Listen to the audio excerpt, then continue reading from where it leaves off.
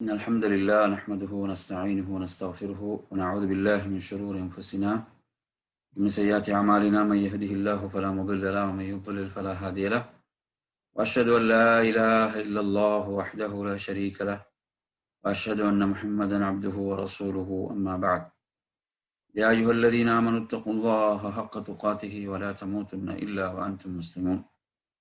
يا أيها الناس اتقوا ربكم الذي خلقكم من نفس واحدة وخلق منها زوجها وبث منهما رجالا كثيرا ونساء، واتقوا الله الذي تساءلون به والأرحام إن الله كان عليكم رقيبا.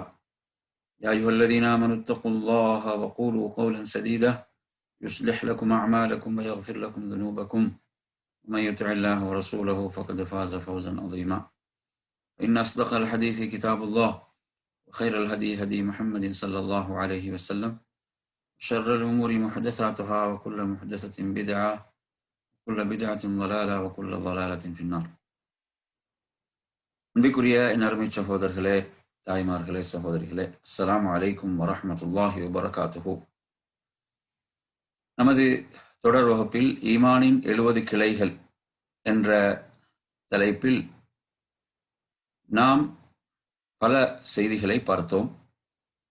இந்த தொகுப்பு இமாம் பைஹகி ரஹிமஹுல்லா அவர்களுக்குரிய தொகுப்பாகும்.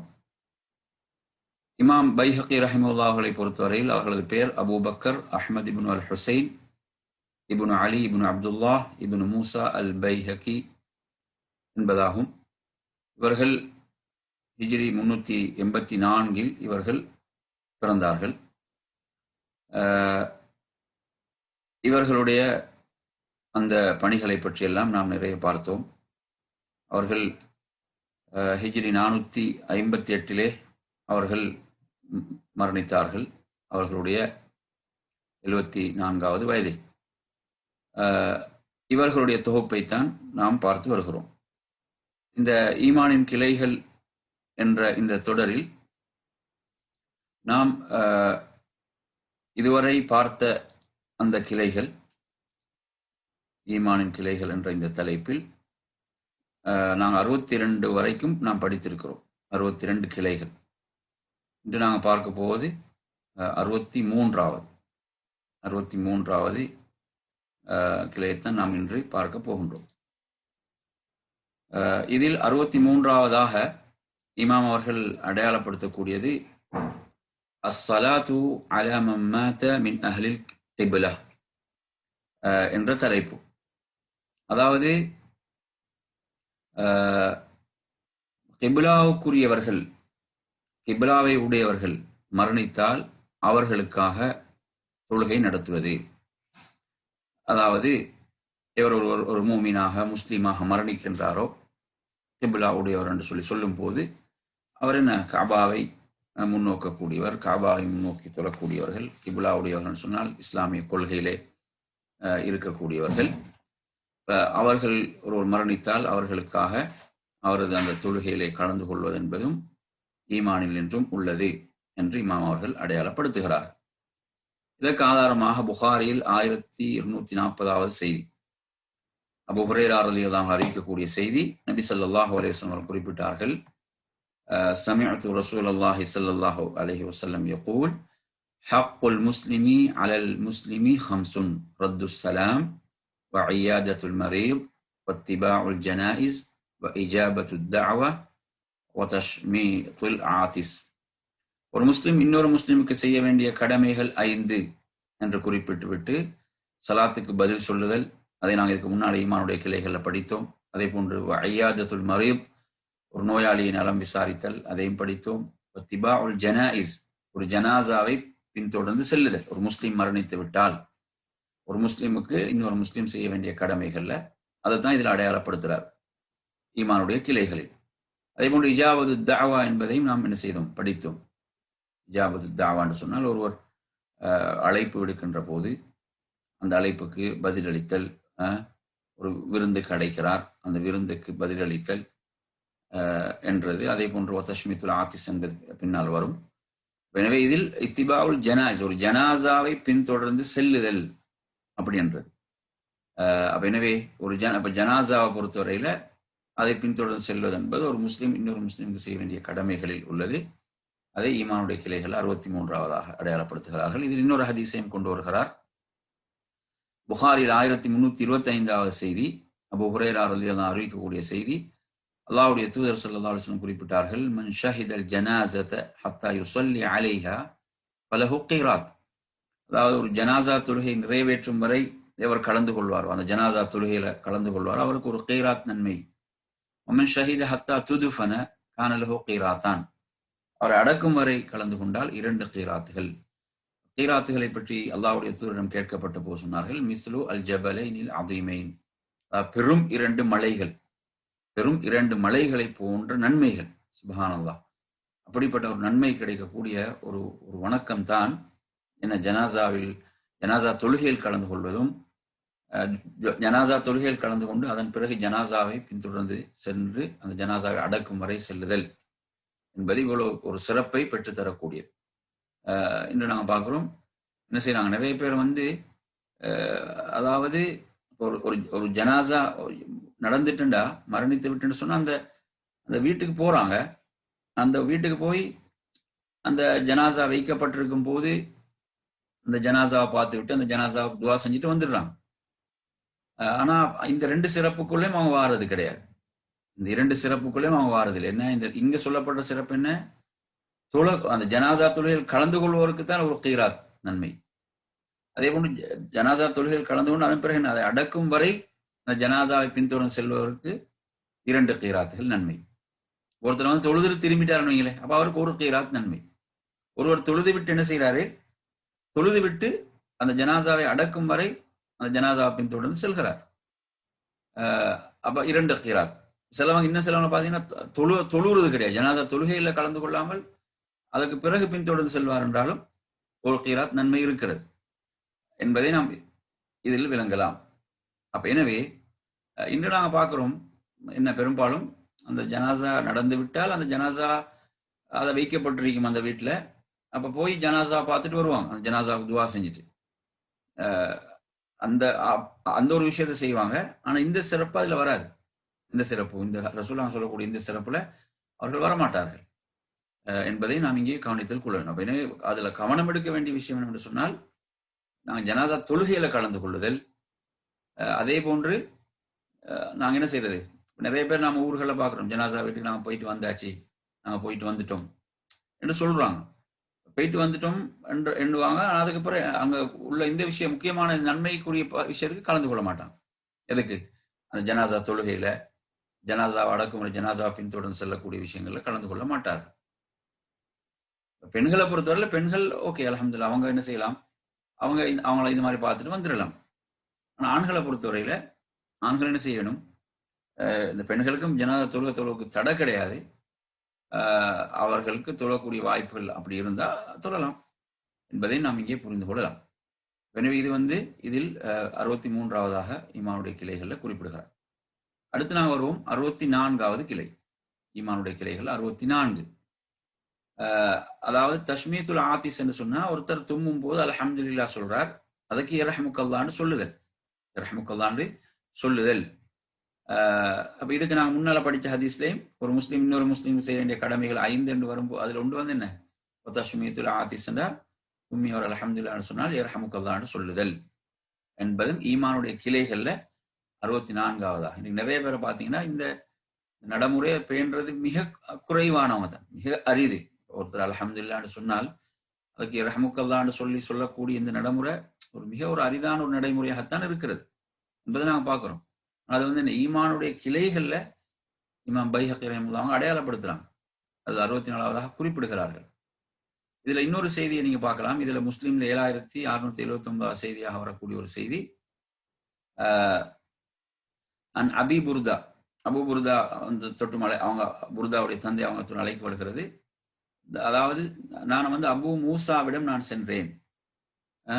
அப்ப அவங்க எங்க இருந்தாங்கன்னா அந்த ஃபதுல் இப்னு அப்பாஸ் அவங்களோட மகளுடைய வீட்டில் இருந்தாங்க.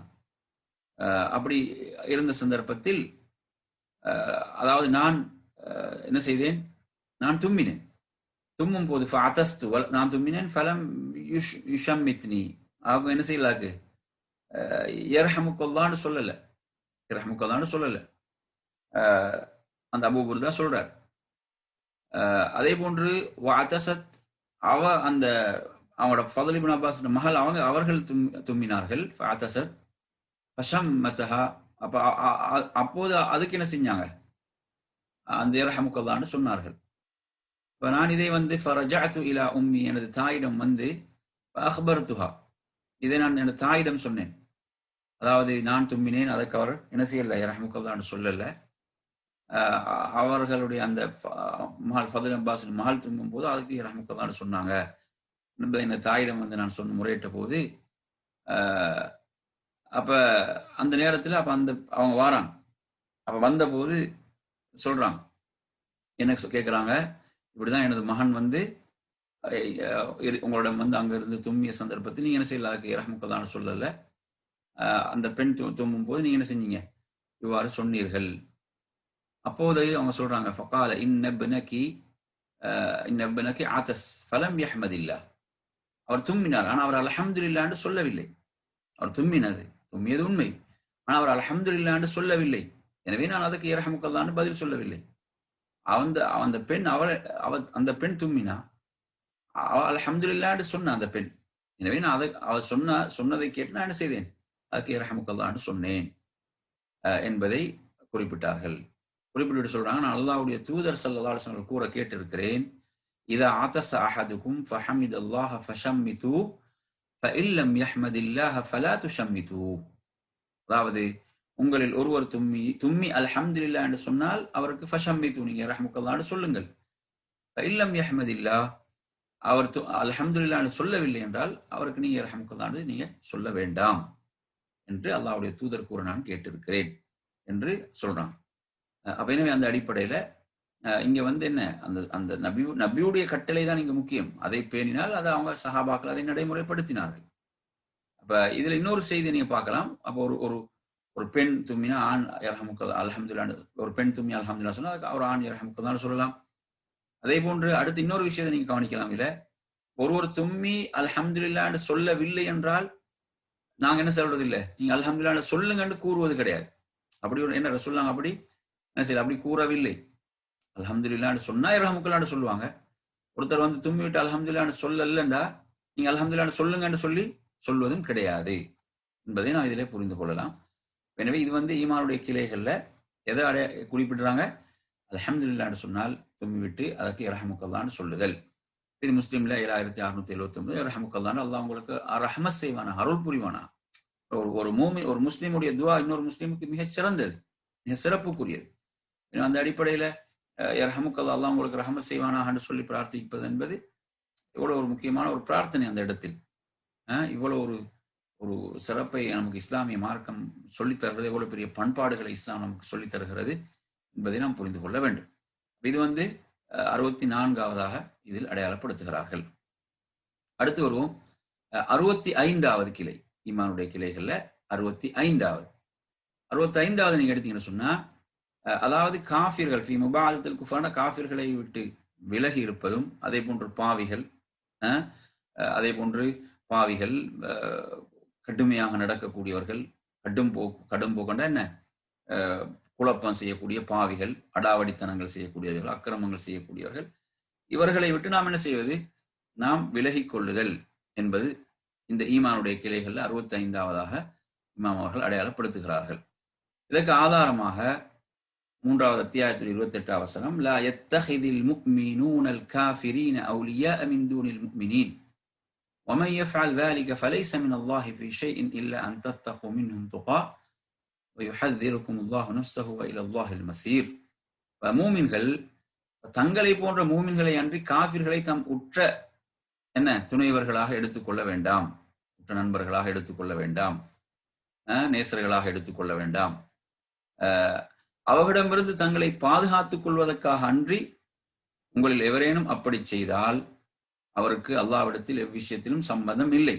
அல்லாஹ்விடத்தில் எவ்விஷயத்திலும் அவருக்கு என்ன இல்லை, சம்பந்தம் இல்லை. இன்னும் அல்லாஹ் தன்னை பற்றி உங்களை எச்சரிக்கிறான். மேலும் அல்லாஹ்விடமே நீங்கள் மீள வேண்டி இருக்கிறது.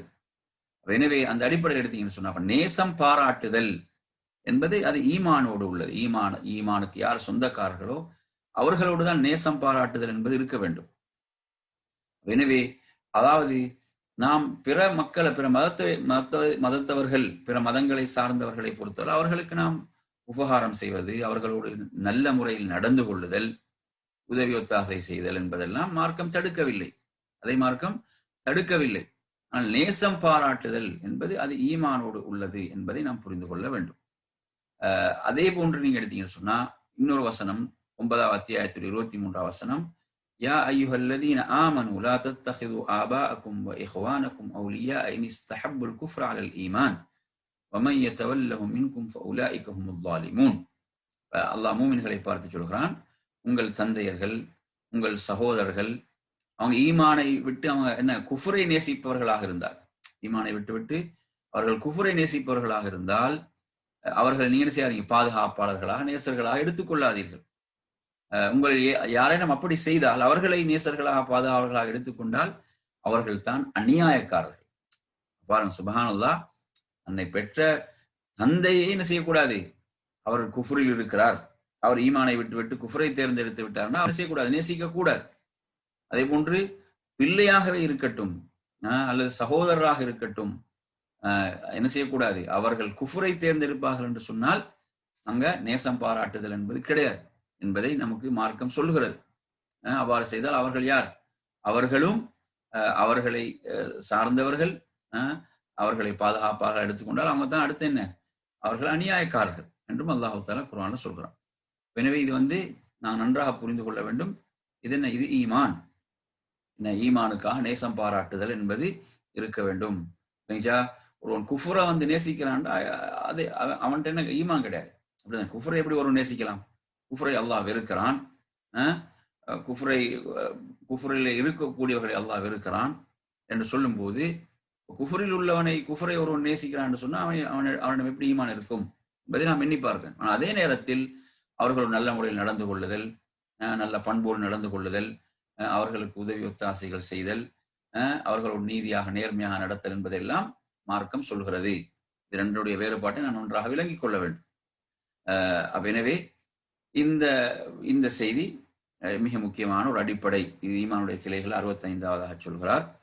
ஹதீஸ்கள்ல நீங்க எடுத்து பார்த்தீங்கன்னா சொல்கிறார்கள், அபூ ஹுரைரா அறிவிக்கக்கூடிய ஒரு செய்தி, அஹ்மதுல 9724வது செய்தி, இதா லகீதுமுல் யஹூத ஃபி தரீக், நீங்கள் யூதர்களை பாதையிலே சந்தித்தால் நீங்க என்ன செய்யக்கூடாது, அவர்களுக்கு நீங்க சலாத்தை கொண்டு ஆரம்பிக்க கூடாது, சலாம் சொல்லக்கூடாது. பாருங்க, யூதர்களுக்கு சலாம் சொல்லக்கூடாது என்று அல்லாஹ்வுடைய தூதர் சொல்றாங்க. அதே போன்று மற்றும் ஒரு செய்தி முஸ்லிம்ல 5789, இது அபூ ஹுரைரா அறிவிக்கக்கூடிய செய்தி என்ன, நீங்கள் என்ன செய்யக்கூடாது, யூதர்களுக்கு கிறிஸ்தவர்களுக்கு நீங்கள் சலாத்தை கொண்டு ஆரம்பிக்க கூடாது என்பதை அல்லாஹ்வுடைய தூதர் ஸல்லல்லாஹு அலைஹி வஸல்லம் குறிப்பிடுகிறார்கள். அதே போன்று எடுத்து பார்த்தீங்கன்னு சொன்னா நாங்க பார்க்கிறோம், அதையும் அவங்க இங்க பதிவு செய்கிறார்கள். ரசூலுல்லாஹ் 3 சஹாபாக்கள் அந்த தபூக்குடைய போருக்குள்ள கலந்து கொள்ள 3 சஹாபாக்களுடைய விஷயத்தில் அவர்களை என்ன செஞ்சாங்க, பகிஷ்கரிக்குமாறு சொன்னாங்க. பகிஷ்கரிக்கும், யாரும் அவங்களோட எந்த தொடர்பும் வைத்துக் கொள்ளக்கூடாது. 50 நாட்கள், அந்த 50 நாட்கள் யாரும் எந்த தொடர்பும் அவர்களோடு வைத்துக் கொள்ளவில்லை. எனவே இந்த இடத்தில் என்ன, அவங்க செய்த அந்த தவறுக்காக இது மார்க்கத்துடைய கட்டளை. அந்த கட்டளை அனைவரும் என்ன செஞ்சாங்க, அதை கடைபிடித்தார்கள், அதை செயல்படுத்தினார்கள். இது மார்க்கம் சொன்ன ஒரு செய்தி. அங்க என்ன செஞ்சாங்க, அவர்களை அல்லாஹ் மன்னிக்கின்ற வரை அனைவரும் அந்த கட்டளைக்கு செவிசாய்த்து அவர்களை புறக்கணித்து நடந்தார்கள். இது மார்க்கம் சொல்லக்கூடிய செய்தி. நாங்கள் இதை நன்றாக புரிந்து கொள்ள வேண்டும். எனவே உதாரணமாக நீங்க எடுத்தீங்கன்னா, இப்போ என்ன பித்அத்வாதிகளாக இருக்கிறார்கள், பித்அத்துக்கு குரல் கொடுக்கிறார்கள், பித்அத்தின் பால் அழைக்கிறார்கள் என்று சொன்னால் நாங்கள் என்ன செய்யணும், அவர்களை புறக்கணிக்க வேண்டும். அவர்களுடைய அந்த செயலுக்காக அவர்களை நாம் புறக்கணிக்க வேண்டும் என்ற அடிப்படைகளை மார்க்கம் நமக்கு சொல்லித்தரும்.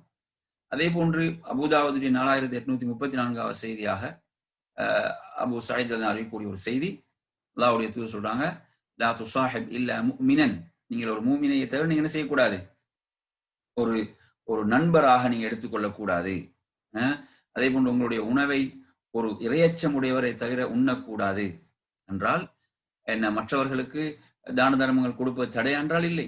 நீங்க அழைப்பு கொடுத்து விருந்து கொடுக்குறீங்க, அழைப்பு கொடுத்து விருந்து கொடுக்கும் போது தக்வா உடையவர்களுக்கு நீங்க என்ன செய்யணும், அழைத்து விருந்து கொடுக்க வேண்டும்.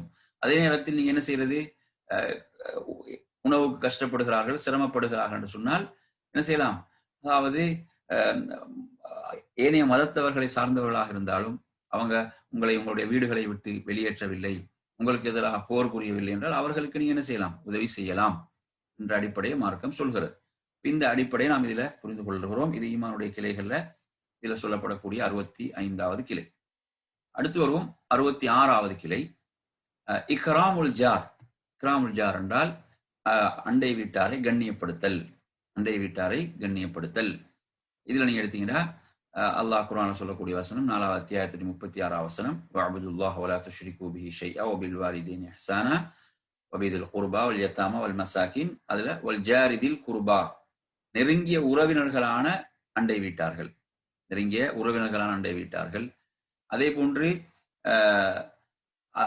என்ன, வல் ஜாரில் ஜுனுப், அதே போன்று அண்டை வீட்டார்கள், உறவினர்கள் அல்லாத அண்டை வீட்டார்கள், அருகில் உள்ள அண்டை வீட்டார்கள் என்பவர்கள், இவர்களையும் இவர்களுக்குரிய கடமையை மார்க்கம் என்ன செய்து நிறைவேற்றுமாறு சொல்கிறது இந்த வசனத்துல நீங்க எடுத்தீங்கன்னா. அப்ப இந்த வசனத்தின் அடிப்படையில அண்டை வீட்டார்கள் பொறுத்தவரையில அதுல எப்படி சொல்லுவாங்க? அண்டை வீட்டார்கள் சொல்லும் போது சிலர் 3 விதமான கடமைகளுக்குரியவர்கள் வருவார்கள். ஒன்று என்ன, அவர் உறவினராக இருப்பார், உறவினருக்குரிய கடமை. அதே போன்று என்ன, அவர் முஸ்லிமாக இருப்பார், அதே போன்று முஸ்லிமாக இருப்பார், உறவினராக இருப்பார், அதே போன்று அண்டை வீட்டாராக இருப்பார். 3 விதமான கடமைகள் வரும். சில அடுத்து சில என்ன, உறவினராக இருக்க மாட்டாங்க, ஆனா முஸ்லிமாக அண்டை வீட்டாராக இருப்பார். அப்ப அந்த 2 கடமைகள் அங்கு வருகிறது. அதே போன்று உறவினராக இருக்க மாட்டார், முஸ்லீமாக இருக்க மாட்டார், அண்டை வீட்டாராக இருப்பார் என்றாலும் அங்கும் அண்டை வீட்டாருக்குரிய கடமை அங்கு இருக்கிறது என்பதை நாம் புரிந்து கொள்ள வேண்டும். எனவே அந்த அடிப்படையில நீங்க எடுத்தீங்கன்னு சொன்னா, அப்ப அண்டை வீட்டார்கள் அவர்களை நாம் கண்ணியப்படுத்தல் என்பதும் நாங்க என்ன செய்யறோம், பல ஹதீஸ்களை நாங்க படிச்சிருக்கிறோம். அந்த அடிப்படையில இந்த ஆதாரத்தை இமாம் இதுல பதிவு செய்யறாங்க.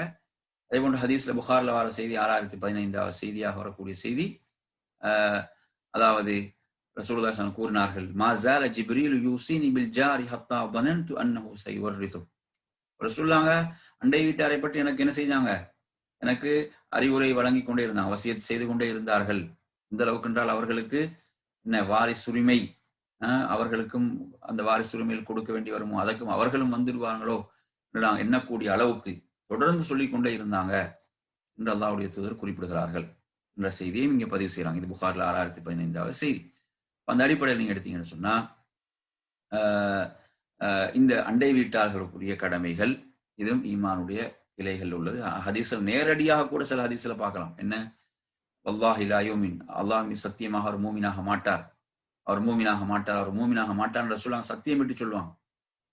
சஹாபாக்கள் கேட்பாங்க, யாரு அவங்க, யாரு என்றா அவங்க தன் அண்டை வீட்டாருக்கு என்ன, அவங்க ஒரு பாதுகாப்பாக இருக்கவில்லை, அண்டை வீட்டார் அவங்களுடைய விஷயத்தில் அச்சமற்று இருக்கல்ல, அவங்கள பற்றி என்ன அவங்களோட தொல்லைகளுக்கு உள்ளாகி கொண்டுதான் இருந்தாங்க, இப்படியானவர்கள் மூமினாக மாட்டார்கள் என்ற ஹதீஸை நேரடியாக ஈமான் சம்பந்தப்படுத்தி பேசப்படக்கூடிய ஹதீஸ்களும் இதில் வருவதை நாம் பார்க்கிறோம். எனவே இது அண்டை வீட்டாருடைய விஷயம், இதுவும் ஈமானுடைய கிளைகள்ல உள்ளது.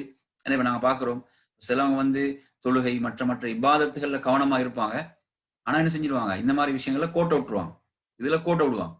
நாங்க பாக்குறோம், ஒரு அல்லாஹ்வுடைய தூதர்ட்ட சொல்றாங்க, யார் ரசூலல்லாஹ், ஒரு பெண்மணி என்ன செய்யறாங்க, இரவில் நின்று வணங்குகிறாங்க, பகல் முழுவதும் நோன்பு இருக்கிறாங்க, ஆனா என்ன செய்யறாங்க, அண்டை வீட்டாருக்கு தொல்லை கொடுக்குறாங்க, அண்டை வீட்டாருக்கு தொல்லை கொடுக்கக்கூடியவளாக இருக்கிறார்.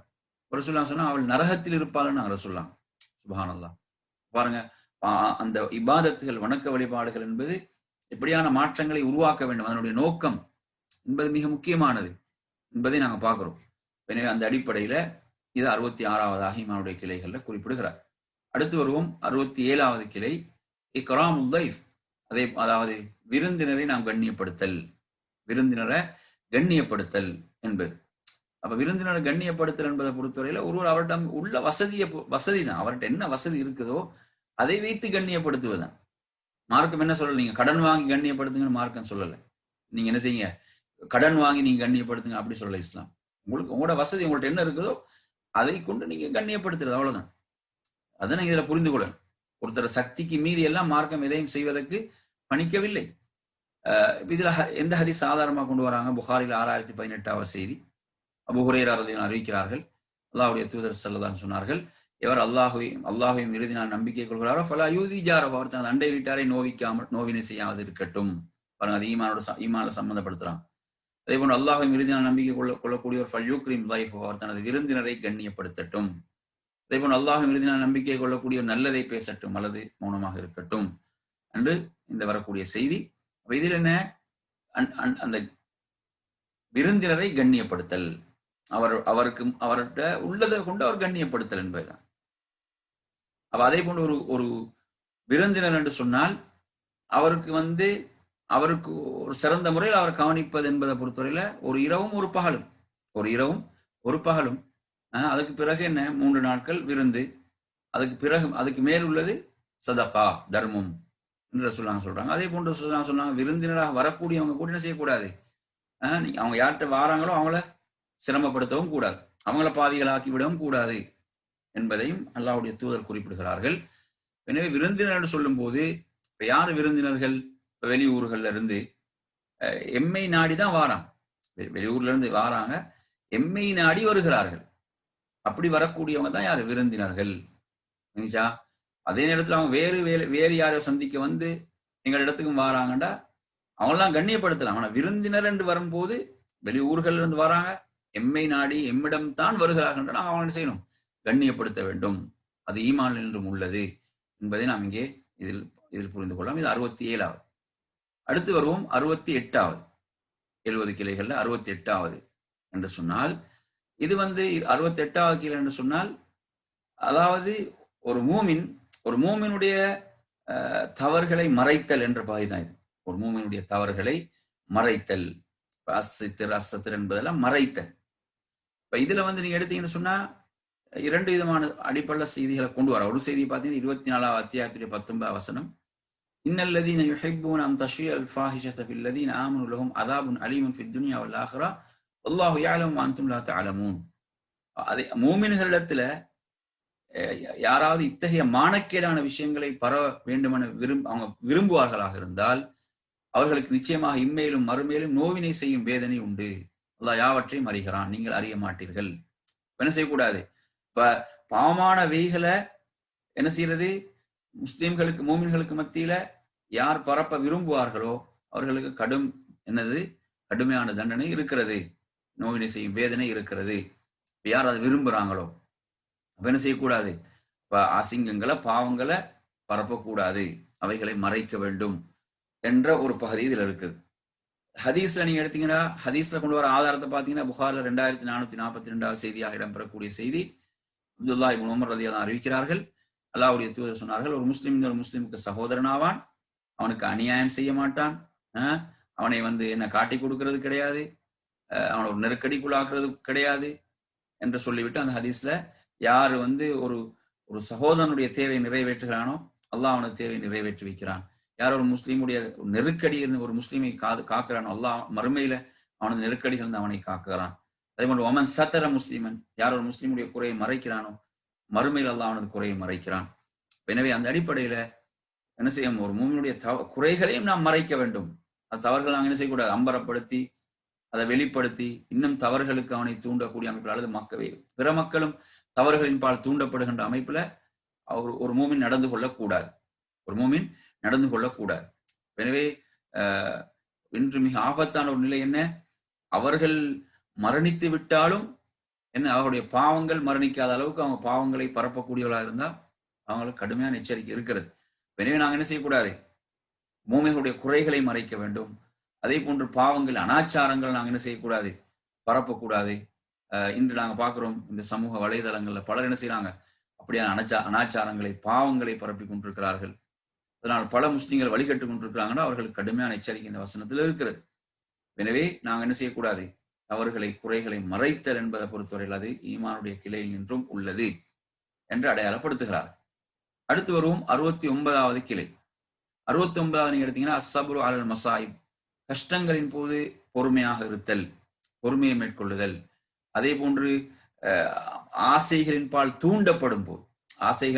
தூண்டப்படும் போது பொறுமையாக இருத்தல் என்ற இந்த பகுதி, இது ஈமானுடைய கிளைகள் 69வது அடையாளப்படுத்துகிறார், இமாம் அடையாளப்படுத்துறாங்க. இதுல ஆதாரமாக சூரத்துல் பக்ராவுடைய 45வது வசனம், வஸ்தஈனு பிஸ்ஸப்ரி வஸ்ஸலா வ இன்னஹா லகபீரத்துன் இல்லா அலல் காஷிஈன்.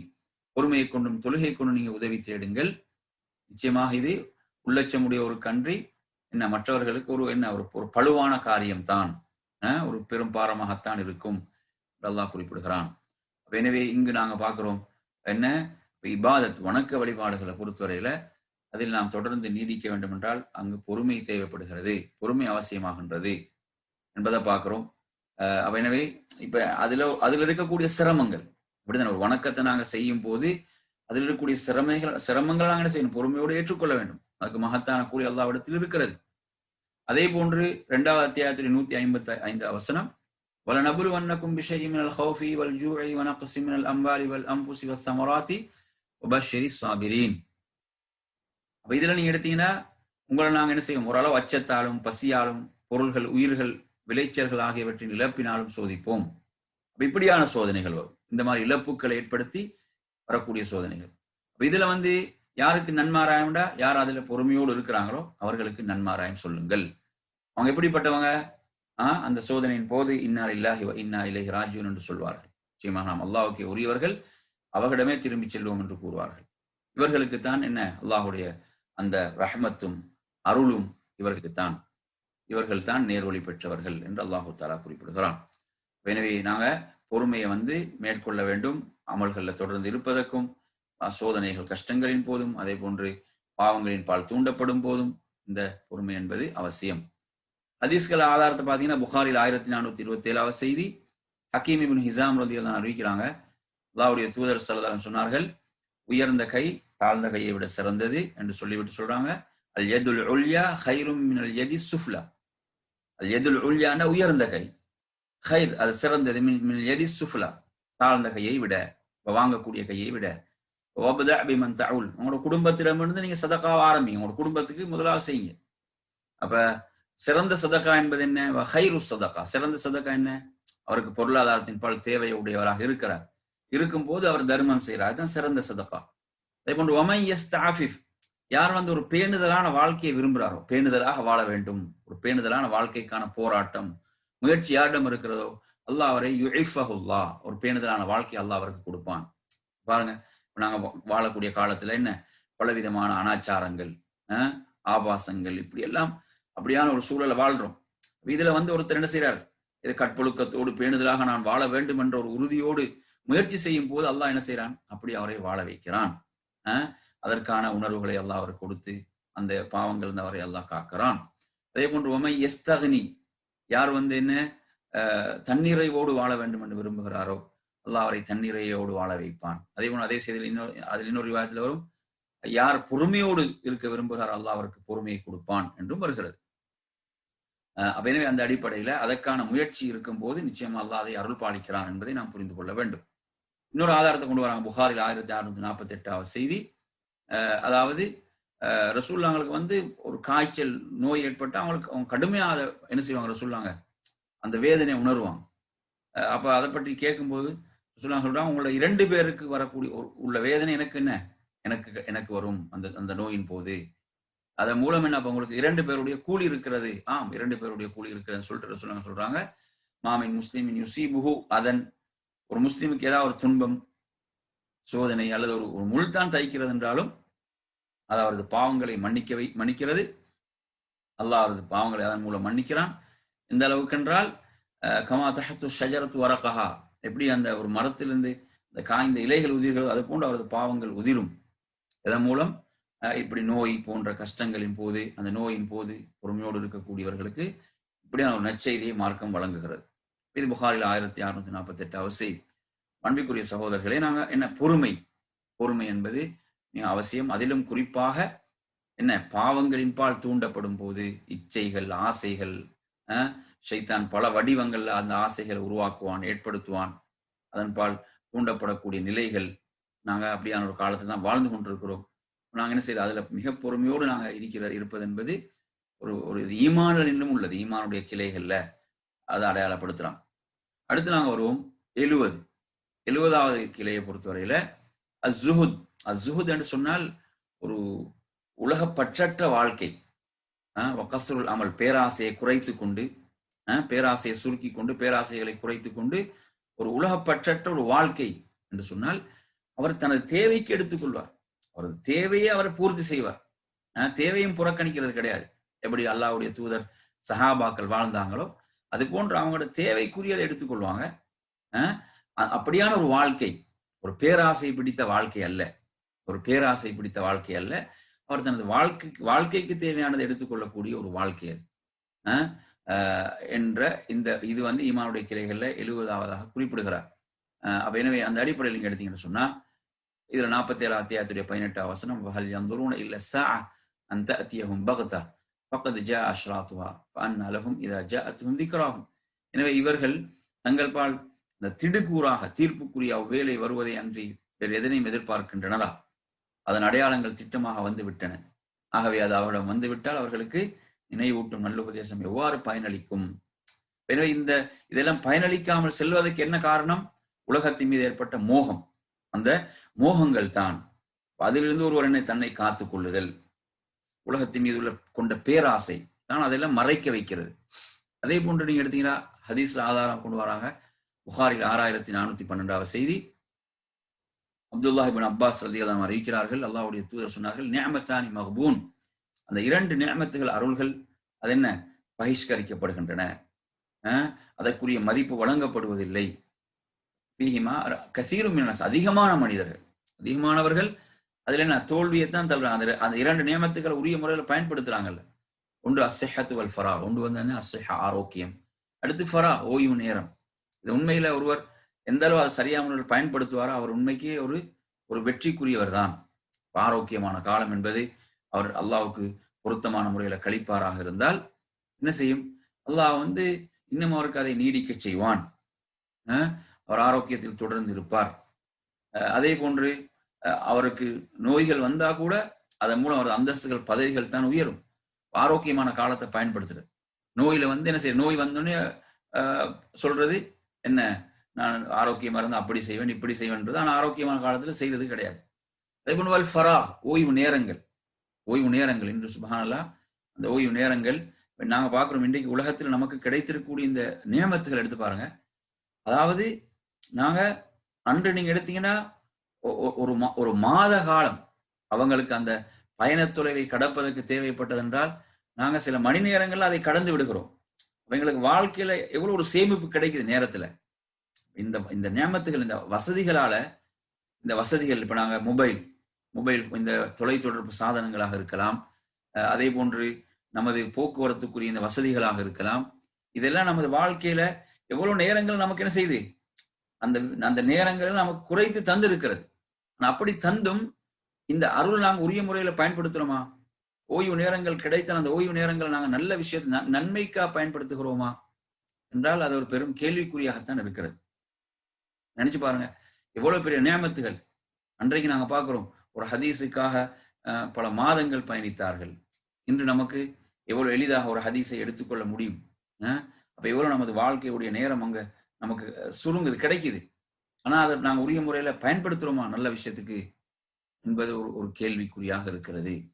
அதே போன்று நீங்க எடுத்தீங்கன்னு சொன்னா மற்றொரு ஹதீஸ் கொண்டு வராங்க. முஸ்லிம் 7124 செய்தி அபூ சயீத் அல் குத்ரி ரலியல்லாஹு அன்ஹு அறிவிக்கிறார்கள், அல்லாஹ்வுடைய தூதர் சொன்னார்கள், இன்ன துன்யா ஹுல்வத்துன் ஹதிரா, இந்த உலகம் துன்யா என்பது என்ன சுவையானதும் பசுமையானதும் ஆகும்.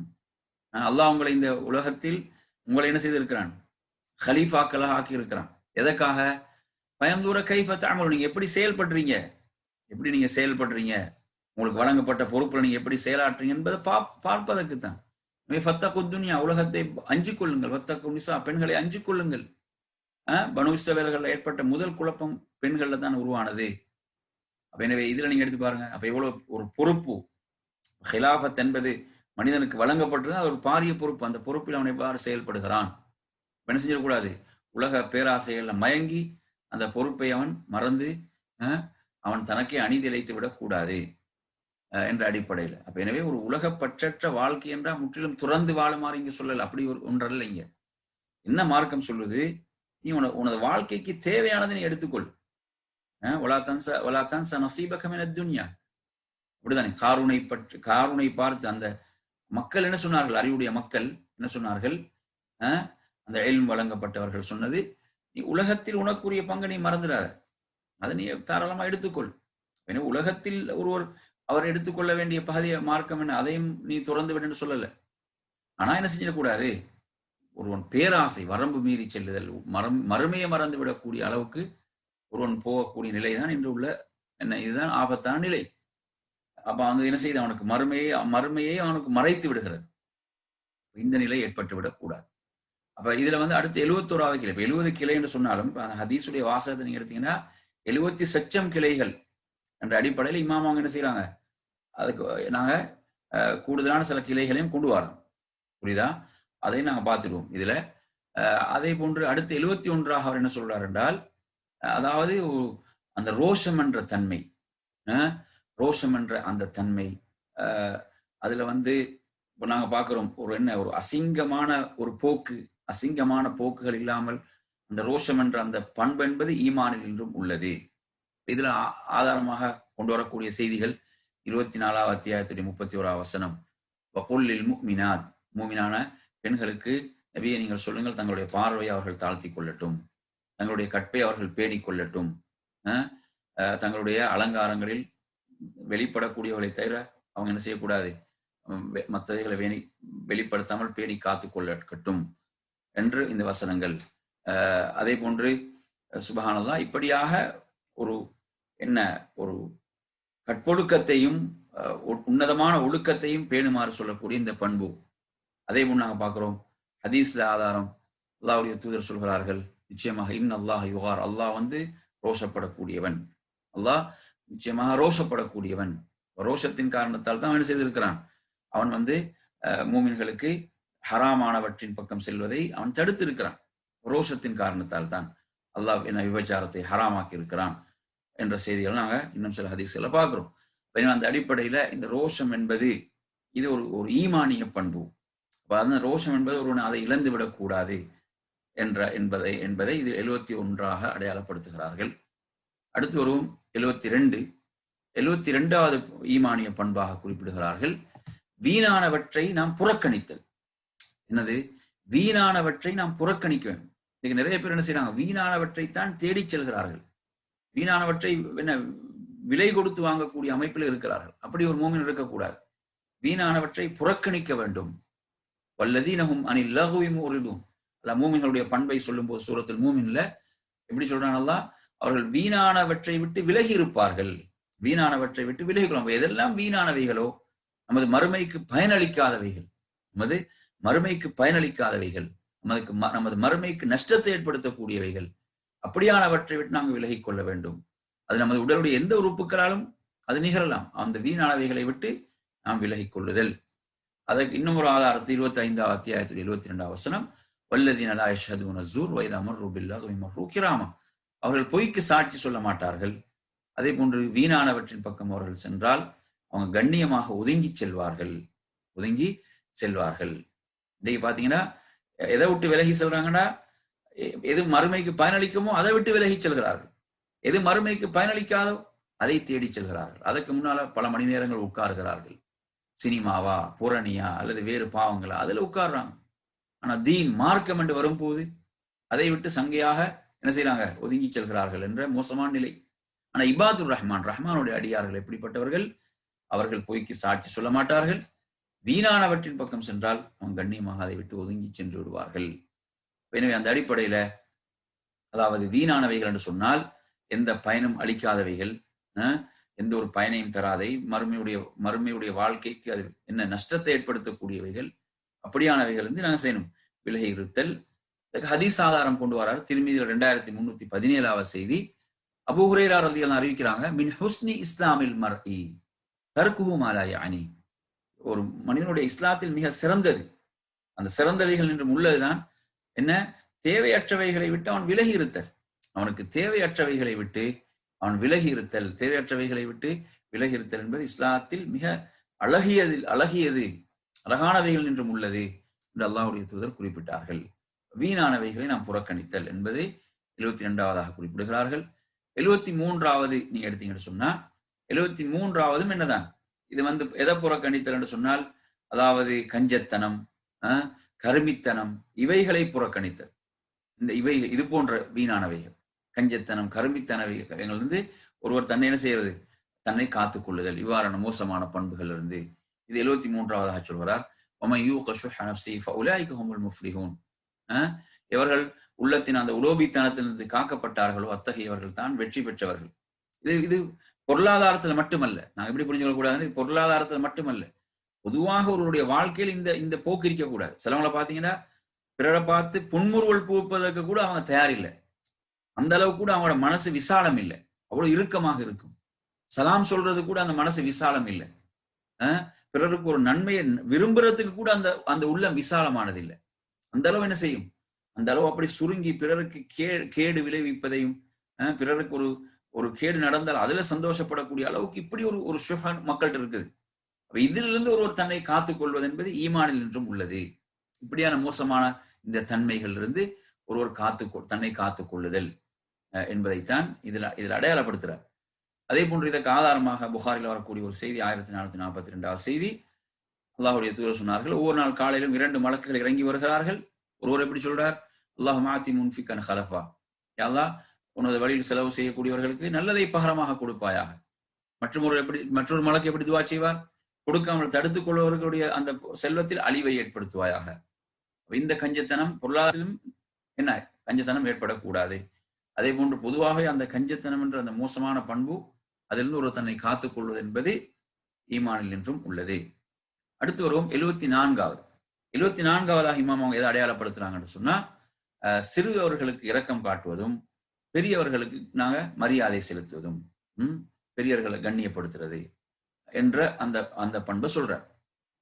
அதற்கு ஆதாரமாக மல்லா யர்ஹம் லா யுர்ஹம் என்ற ஹதீஸ் புகாரில் 6013வது செய்தி, ஜரீர் இப்னு அப்துல்லா அறிவிக்கிறார்கள், யார் இரக்கம் காட்டவில்லை அவர் இரக்கம் காட்டப்பட மாட்டார். என்ன செய்யணும், அவர் இரக்கம் காட்டணும் சிறுவர்களுக்கு. யாருக்கெல்லாம் இரக்கம் அன்பு காட்டணும் அவர்களுக்கு அன்பு காட்டினால்தான் அல்லாஹ்வின் பொறுத்து அவருக்கு என்ன அன்பு கிடைக்கும் என்பது. அதே போன்று மற்றும் ஒரு செய்தியை கொண்டு வராரு புகாரில் 6000 வரக்கூடிய செய்தி, அல்லாஹு தஆலா ரஹ்மத்தை என்ன ஜஅலல்லாஹு ரஹ்மத்த 100 ஜுஸு, ரஹ்மத்தை அல்லாஹ் 100 பகுதிகளாக அல்லாஹ் ஆக்கினான். அதில் 99 பகுதிகளை தன்னோடு வைத்துக் கொண்டான். ஒன்றைத்தான் இந்த பூமிக்கு இறக்கினான். அன்ஸல ஃபில் அர்தி ஜுஸ்அன் வாஹிதா, ஒன்றைத்தான் உலகத்துக்கு இந்த பூமிக்கு இறக்கினான். அதன் மூலம் தான் என்ன செய்யறாங்க, படைப்பினங்கள் தங்களுக்கு மத்தியில் அன்பு செலுத்துகின்றன. அதாவது ஒரு குட்டி என்ன செய்யுது, ஒரு தாய் தனது குட்டியை அதை மிதிக்காமல் பாதுகாத்துக் கொள்வதும் அந்த அன்பின் காரணத்தால், நேசத்தின் காரணத்தால் என்பதை இந்த செய்தி, அந்த ஹதீஸ் நபி அவங்க சொல்றாங்க. எனவே நாங்க அன்பு செலுத்தல், அல்லாஹ்வுடைய அந்த அல்லாஹ் கொடுத்த ஒரு ரஹ்மத்தின் மூலம் தான் உலகத்தில் அனைவரும் அந்த அன்பை செலுத்திக் கொள்கிறார்கள். அதே போன்று மற்றொரு ஹதீஸை கொண்டு வரார் திர்மிதியில் 1920வது செய்தி, அல்லாஹ்வுடைய தூதர் சொன்னார்கள், லைஸ மின்னா மல்லம் யர்ஹம் ஸகீரனா, எம்மை சார்ந்தவர்கள் அல்ல யார் சிறுவர்களுக்கு அன்பு காட்டவில்லையோ அவர்கள், பெரியவர்களை கண்ணியப்படுத்தவில்லை அவர்கள் எம்மை சார்ந்தவர் அல்ல என்று அல்லாஹ்வுடைய தூதர் எச்சரிக்கிறாங்க. நாங்க என்ன செய்யற, சிறுவர்களுக்கு அன்பு செலுத்தல், பெரியவங்களை நாங்க பெரியவர்களுக்கு மரியாதை செலுத்தல் என்பதும் ஈமானுடைய கிளைகள்ல இமாம் பைஹகி ரஹிமஹுல்லாஹ் அவங்க 74வது அடையாளப்படுத்துகிறார்கள். அடுத்து 75வது என்ன அவங்க சொல்றாங்க, ஈமானுடைய கிளைகள்ல, அதாவது இஸ்லாஹு தாத்துல் பைன் என்று சொன்னால், பிளவுபட்டிருக்கக்கூடியவர்களுக்கு மத்தியில், 2 உள்ளங்களுக்கு மத்தியில் அல்லது 2 சாராருக்கு மத்தியில் ஒரு இணக்கத்தை உருவாக்குதல். அது கணவன் மனைவியாக இருக்கலாம், 2 நண்பர்களாக இருக்கலாம், அல்லது 2 சாரார்களாக இருக்கலாம், 2 சகோதரர்களாக இருக்கலாம். அவர்களுக்கு மத்தியில் நாங்க என்ன செய்ய, அவங்க மனக்கசப்போடு இருக்கிறாங்க, பிணக்கு கொண்டிருக்கிறாங்கன்னா அவர்களுக்கு மத்தியில் ஒரு இணக்கத்தை ஏற்படுத்தல். இது ஈமான்ல சொல்றாங்க, ஈமான் என்றும் உள்ளது. இது 4வது அத்தியாயம் 114வது வசனத்துல அல்லாஹ் சொல்லக்கூடிய வசனம், லா கைர ஃபீ கஸீரின் மின் நஜ்வாஹும் இல்லா மன் அமர பிஸதகத்தின் அவ் மஅரூஃபின் அவ் இஸ்லாஹின் பைனன் நாஸ் வமன் யஃபல் ذلك ابتغاء مرضات الله فسوف نؤتيه اجرا عظيما. அதாவது அவங்க பேசக்கூடிய ரகசியங்கள் அதிகமானவைகள் நன்மை இல்லை, சதகாவை ஏவுவது, நன்மையை ஏவுவது, அதே போன்று மக்களுக்கு மத்தியில் சமாதானத்தை ஏற்படுத்தி வைத்தல் என்ற விஷயங்களை தவிர இவைகளை யார் அல்லாஹ்வுடைய பொருத்தத்துக்காக செய்வார்களோ அவர்களுக்கு நாம் மகத்தான கூலியை வழங்குவோம் என்று அல்லாஹ் தஆலா குறிப்பிடுகிறான். எனவே எதுல நன்மை இருக்குது, அதிகமான ரகசியங்கள் நன்மை கிடையாது. ஆனா சதகா தர்மத்தை ஏவுறாரு, நன்மையை ஏவுறாரு. அதே போன்று மக்களுக்கு மத்தியில் என்ன ஒரு சகோதரத்துவத்தை, பிரிந்திருக்கக்கூடிய 2 உள்ளங்களுக்கு மத்தியில் ஒரு பிணைப்பை உருவாக்க முயற்சிக்கிறார். இதில் தான் நன்மை இருக்கிறது என்று அல்லாஹ் தஆலா குறிப்பிடுகிறான். அதே போன்ற ஹதீஸுடைய ஆதாரம் முஸ்லிம்ல 6799 செய்தியாக வரக்கூடிய செய்தி. இந்த செய்தியை பொறுத்தவரையில அல்லாஹ்வுடைய தூதர் சொல்றாங்க, அதாவது மக்களுக்கு மத்தியில் ஒரு இணக்கத்தை உருவாக்குவதற்கு ஒருவன் பொய் சொல்கிறான் என்றால் அவன் பொய்யன் அல்ல. 2 பேருக்கு மத்தியில் ஒரு இணக்கத்தை உருவாக்குறதுக்காக பொய் சொல்றான் என்றால் அந்த அவ்வாறு பொய் சொல்லக்கூடியவன் பொய்யன் அல்ல என்றான். சுப்ஹானல்லாஹ். பாருங்க, 2 பேருக்கு மத்தியில ஒரு இணக்கத்தை உருவாக்குறது எவ்வளவு ஒரு முக்கியமான ஒரு விஷயம். இன்றைக்கு இல்லாத பொல்லாத எல்லாம் சொல்லி பிரிச்சு தான் வைக்கிறான். பாத்தீங்கன்னா என்ன, சொல்லாதவைகளை சொல்லி இல்லாதவைகள் பொல்லாதவைகள் எல்லாம் சொல்லி எப்படியாவது பிரிக்கிறதுக்குரிய வேலையை தான் செய்து கொண்டிருக்கிறார்களே தவிர சேர்ப்பதற்குரிய வேலையை செய்கிறார்கள் இல்லை. அது என்ன பாருங்க, அந்த ஈமான்ல எவ்வளவு ஒரு பலவீனமான நிலைன்னு பாருங்க. ஈமான் உள்ளது அது 2 பேருக்கு மத்தியில இன்னைக்கு நாங்க என்ன கவலைன்னு சொன்னா, நன்றாக இருந்த 2 நண்பர்கள், 2 சகோதரர்கள் அல்லது கணவன் மனைவி, இவங்களுக்கு மத்தியில் ஒரு பிரிவு வந்துட்டு சொல்லி கேட்டாலே நிறைய பேர் சந்தோஷப்படுறாங்க. நவுதுபில்லா. அந்த அளவுக்கு அந்த உள்ளங்கள் நோயுற்ற உள்ளங்களாக மாறி இருக்கின்றன. அல்ல இவ்வாறான உள்ளங்கள் நமது உள்ளங்களை பாதுகாக்க வேண்டும். எனவே நாம் எப்போதும் பிறருக்கு நன்மையை விரும்பக்கூடியவர்களாக ஒற்றுமையாக வாழ வேண்டும், சகோதரத்துவத்தோடு வாழ வேண்டும், நட்பு பாராட்ட வேண்டும், அந்த அந்த உறவுகளை பேண வேண்டும் என்ற அந்த நல்லதை எண்ணக்கூடியவர்களாக. அப்படி யாராவது மத்தியில ஒரு ஒரு பிளவு ஏற்பட்டு விட்டாலே நாங்கள் உடனே என்ன செய்யணும், அவங்களுக்கு மத்தியில் அதை சீர் செய்வதற்கான முயற்சிகள். அது ஈமானுடைய கிளைகள்ல அவங்க அதை அடையாளப்படுத்தலாம். அப்ப இது 75வது கிளை. இந்த செய்தி முஸ்லிம்ல 6799 செய்தியாக இந்த செய்தி இடம்பெறுவதை பார்க்கிறோம். அடுத்ததாக நீங்க எடுத்தீங்கன்னா 76வது, இதுல இறுதியானதாக 76வது இறுதியான கிளையாக சொல்கிறார்கள். அதாவது ஒரு முஸ்லிம் தனக்கு விரும்புவதை தனது சகோதரனுக்கும் விரும்புதல், தனக்கு வெறுப்பதை பிற சகோதரனுக்கும் வெறுத்தல்.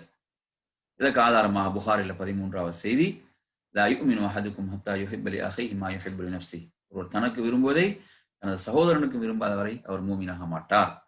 எனவே நறுமை சகோதரர், நாம் பிறருக்கும் நமக்கு விரும்பக்கூடிய நன்மையை நாம் பிறருக்கும் விரும்பக்கூடியவர்களாக மாற வேண்டும். அதுதான் ஈமானை முழுமைப்படுத்தக்கூடியது. அதே போன்று மற்றொரு ஹதீஸையும் கொண்டு வராங்க. புகாரில 57வது செய்தி, ஜரீர் இப்னு அப்துல்லா ரலியல்லாஹு அறிவிக்கிறார்கள், அல்லாஹ்வுடைய தூதருடன் நான் ஒப்பந்தம் உறுதிமொழி செய்தேன், தொழுகை நிலைநாட்டுவதாகவும் ஜக்காத்தை கொடுப்பதாகவும் வன்னுஸ்ஹி லிகுல்லி முஸ்லிமின், ஒவ்வொரு முஸ்லிமுக்கும் நல்லதை நன்மையை விரும்புவதாகவும், ஒவ்வொரு முஸ்லிமுக்கும் நல்லதை நன்மையை விரும்புவதாகவும் நான் உறுதிமொழி செய்து கொடுத்தேன். பாருங்க, சுப்ஹானல்லாஹ்.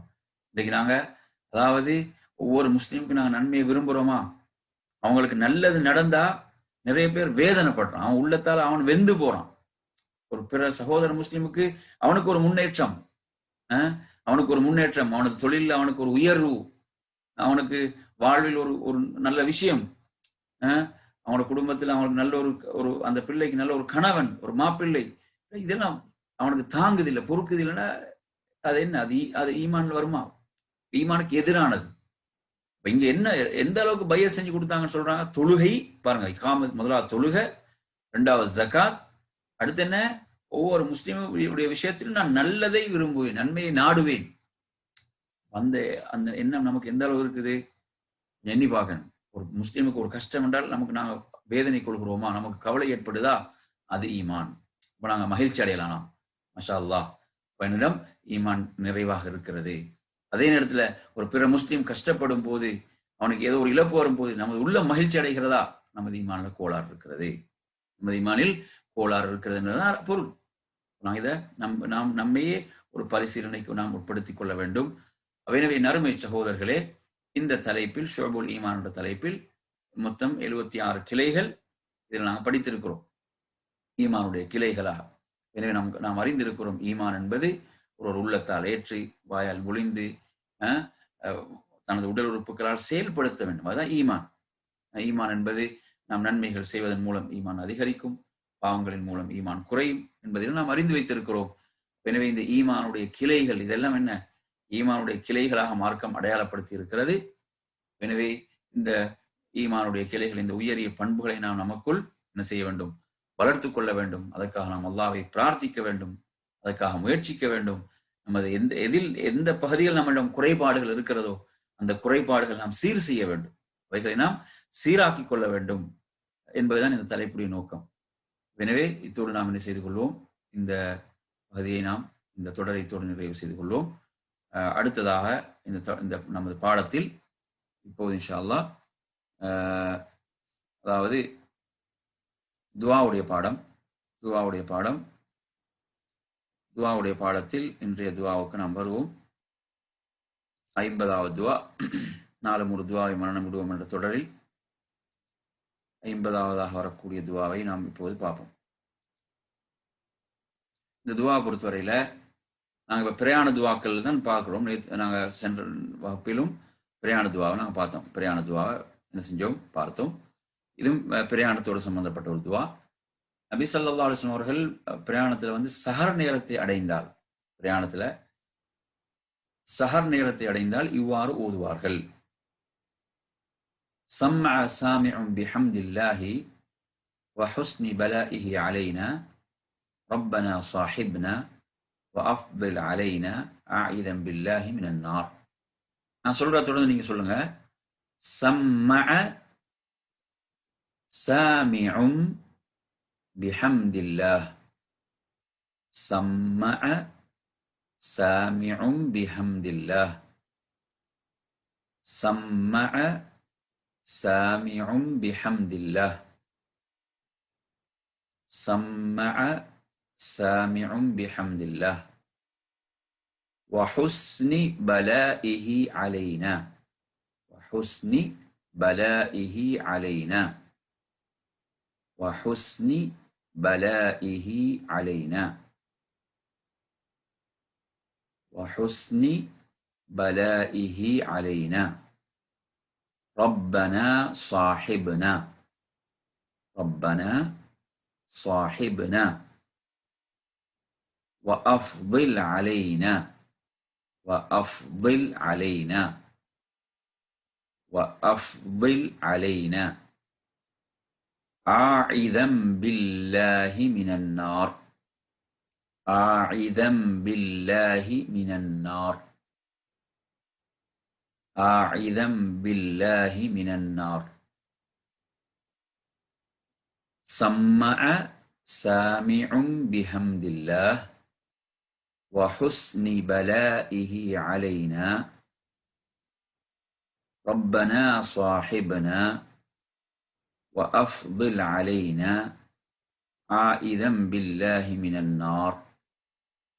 இதில் நீங்க எடுத்தீங்கன்னா இந்த பிரார்த்தனை அல்லாஹ் நமக்கு புரிந்த நல்லுபகாரத்துக்காக அவனை நாம் போற்றி புகழ்வதை கேட்பவர் கேட்டுவிட்டார்.